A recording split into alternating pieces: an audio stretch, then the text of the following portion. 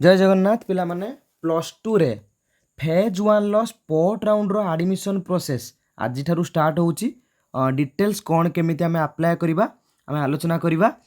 ता सहित केउ माने इलिजिबल ताकू मध्य आमे आलोचना करिबा। ता सहित कौन केते वैकेंट रहिची किपरि आमे चेक करिबा से सब को आमे ए वीडियो रे जानिबा। देखो नोटिफिकेशन अनुसार गतकाली तुम नोटिफिकेशन आस्तिला आज ठारू अप्लाई स्टार्ट होई सारिची। तुमे माने तुम लॉगिन को जाई पिला माने अप्लाई करि परिबो।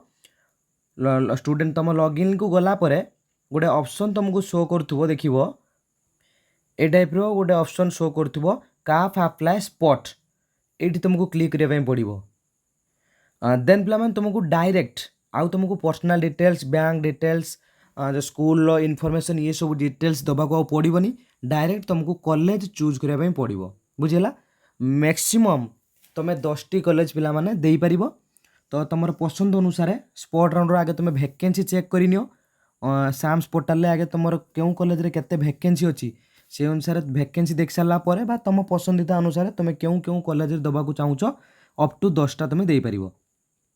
जेमिति नॉर्मली तुम अप्लाई करथिलो सेई टाइप रो तुम अप्लाई करिवो। आ गोटे नुआ काफ तुमर जनरेट हे जिवो ए टाइप रो सेम जेमिति तुम कॉलेज चूज करथिलो डिस्ट्रिक्ट नेम तापर एचएसएस नेम तापर स्ट्रीम तापर कंपल्सरी तापर subject first elective second elective जहाँ तुम दबा था देकी गोटे पर गोटे ये टाइप तुम 10टा पर्यंत सिलेक्शन करि। तो जदि आम डेट देखा लास्ट डेट रोज पिला माने तुम चॉइस लॉकिंग करने स्पॉट राउंड रे 2 तारीख लास्ट डेट रोची। आउ तुम 6 तारीख दिन तुम मेरिट लिस्ट आसीजिवो। ए स्पॉट राउंड रो सिलेक्शन जी तुम होची इंटीमेशन मध्य तुम लॉगिन भीतर तुमको शो करिवो। आ स्पॉट सिलेक्शन से 6 तारीख रे 2टा बेले आसीजिवो। आ 7 रु 12 तारीख भीतर तुमको रिपोर्टिंग करने पड़ो बुझीला।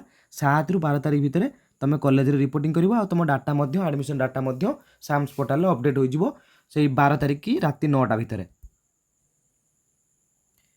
तो वर्तमान आम देखा क्यों माने अप्लाई करें। देख ये सेम प्रोसीजर देख टोटाली मिनिमम गोटे कॉलेज तुम दे पारिबो मैक्सिमम 10टा तुम स्पॉट राउंड रे चॉइस लॉकिंग करि परिबो कॉलेज चूज करि परिबो। आ जो माने फ्रेश जो माने आदो अप्लाई करना जहाँ पाखे लॉगिन आईडी पासवर्ड ना टोटाली से माने फेज 1 पे आदो एलिजिबल नुहति से माने फेज 2 रे अप्लाई करेंगे। ता सहित आउ तुम जो फॉर्म डिपोजिट धरा जो गोटे फॉर्म तुम 5टा कॉलेज चूज करी पकेदेल जदि तुम चाहूच एडिट करने कौन कॉलेज को बा किसी तुम इलेक्टिव जहाँ देच चेंज करने चाहूँ तो निश्चित रूप से तुम्हें ओटीपी देकी एडिट कर एडिट ऑप्शन अवेलेबल अच्छी।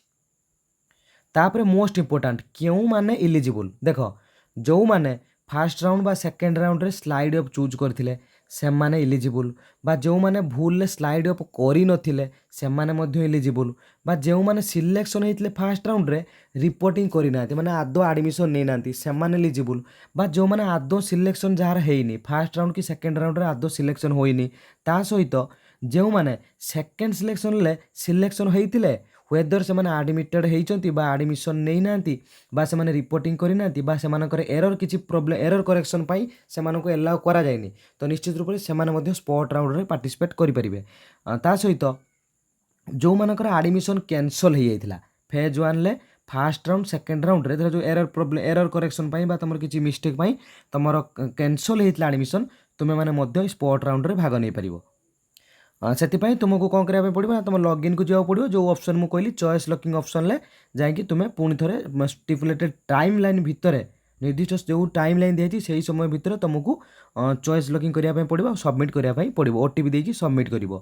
आउ ए राउंड रे देख पिला माने आउ रिजर्वेशन किछि भी रहइबनी टोटाली मार्क बेसिस रे मेरिट बेसिस रे ही तुमको तुमर सीट अलॉट हबो। आउ ए राउंड रे किछि भी कैटेगरी वाइज रिजर्वेशन रहिबो नाही। देन जदि देखिबा यार जो मध्य मेरिट लिस्ट आसीबो बा इंटीमेशन लेटर आसीबो मध्य से हमर साम्स पोर्टल ही अवेलेबल हे जो हमें सेठी देखि परिबा।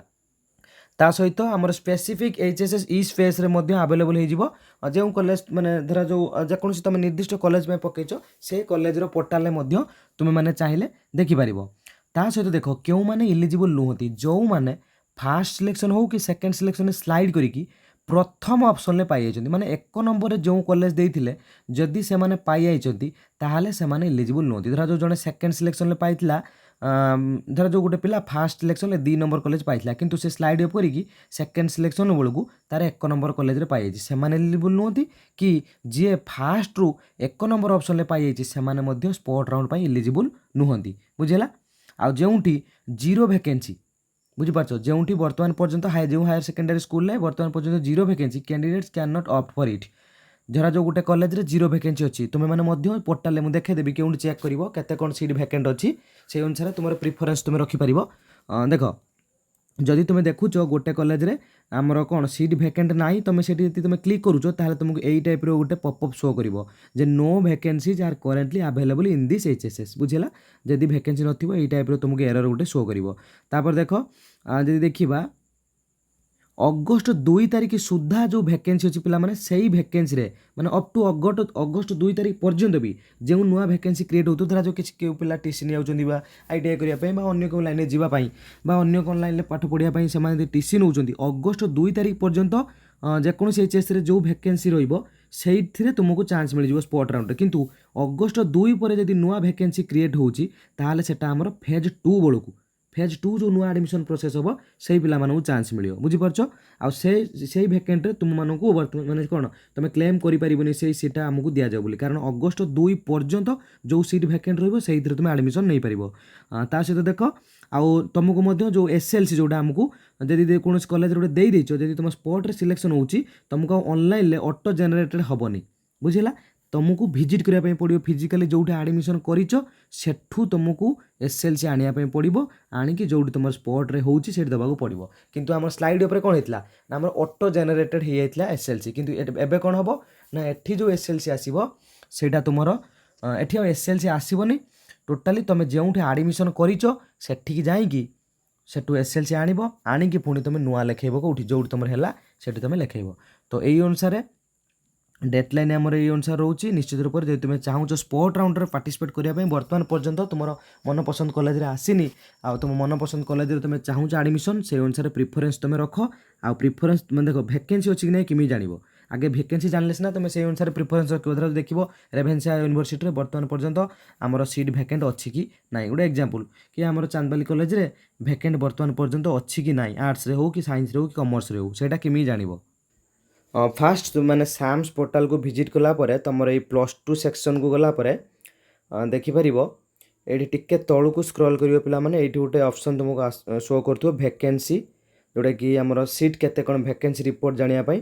ଏଇଠି ତୁମେ ଟୋଟାଲି ତୁମର ଡିଷ୍ଟ୍ରିକ୍ଟ ସିଲେକ୍ସନ୍ କରିବ, ବ୍ଲକ୍ ସିଲେକ୍ସନ୍ କରିବ, ଏକାଡେମିକ୍ ସେସନ୍ ତ 2026-27 ରହିବ, ସେଇ ଅନୁସାରେ ଦେଖ। ଏଠି ବର୍ତ୍ତମାନ ଆମେ ଗୋଟେ ଏକ୍ଜାମ୍ପଲ୍ ଦେଖିବା, ଅନୁଗୁଳରେ ଦେଖ ଆମର ସାଇନ୍ସରେ ଏଇ କଲେଜରେ 9ଟା ଭ୍ୟାକେଣ୍ଟ ଅଛି, ଆର୍ଟ୍ସରେ କିନ୍ତୁ ନିଲ୍। ଏଠି ତାପରେ ଅନୁଗୁଳରେ ଦେଖ ବିନାୟକ ହାୟର ସେକେଣ୍ଡାରୀ ସ୍କୁଲରେ ସାଇନ୍ସରେ 87 ସିଟ୍ ଭ୍ୟାକେଣ୍ଟ ଅଛି। এই ଅନୁସାରେ ତୁମେ ଭ୍ୟାକେଣ୍ଟ ଦେଖିକି ଯେଉଁଠି ଭ୍ୟାକେଣ୍ଟ ଅଛି ସେଇ ଅନୁସାରେ ତୁମେ ପ୍ରିଫରେନ୍ସ ରଖିବ, ତୁମର ଚାନ୍ସ ଅଧିକ ରହିବ, ବୁଝିପାରୁଛ ତ।